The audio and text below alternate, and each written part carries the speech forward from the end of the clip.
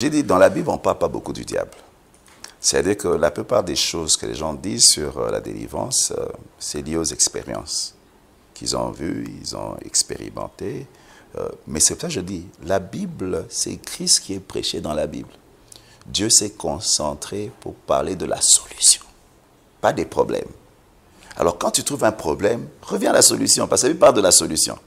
Et chaque fois que tu verras mari de nuit, on te dit, oh, il y a des maris de nuit. Ok, je ne comprends pas bien mari de nuit, c'est quoi? Oh non, c'est un démon. Je dis, ah ok, Jésus à la croix a dépouillé les dominations, les principautés. Les démons ont été vaincus à la croix. Donc comme c'est un démon, l'antibiotique c'est Jésus. Tu vois, dès que tu sais que ah, c'est un démon, quelle que soit sa manifestation, la solution est là-bas. C'est en fait ça. C'est quel que soit, moi, mari de nuit, souvent, c'est des personnes qui ont des expériences sexuelles avec des esprits. Quand ils dorment, ils voient quelqu'un sous une certaine forme qui vient, qui a des relations intimes avec la personne. Quand la personne se réveille, ils se rendent compte du moment qu'il y avait quelqu'un et tout ça. Certains même ont des traces sur leur corps. Donc ils existent. Oui, ça existe. C'est comme, ça existe. Il y a des esprits des eaux, il y a plusieurs esprits. Donc ça existe. Ça existe. D'ailleurs, certains, dans les vies desquelles les maris de nuit opèrent, tu vas voir que si tu n'es pas marié, ça combat ton mariage. Tu vas voir que tu as du mal à te marier parce que tu es déjà avec quelqu'un. Parce que ce que nous avons dans le monde physique vient du monde spirituel. Si dans le spirituel déjà, peut-être on t'avait consacré à quelque chose, on t'avait attaché à quelque chose, tu sens que dans ce domaine-là, il y a un combat. Il faut qu'on te libère pour que tu entres dans ce qui est à toi. D'autres, quand ils se marient, tu vois, il y a des conflits. C'est comme si entre toi et ton mari, il y a un combat.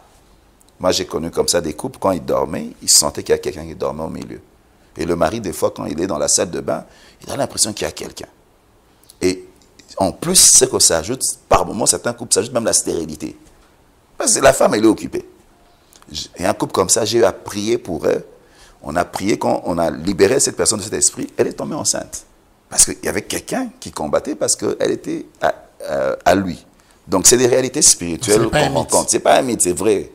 C'est vrai. Les gens qui parlent que c'est un mythe, peut-être qu'ils n'opèrent pas dans ce domaine. C'est comme ça qu'ils en parlent. Mais moi, je dis, je prêche la délivrance. La solution, c'est Jésus. Jésus-Christ. Ouais. Mais ça existe. Deuxième concept, les hôtels.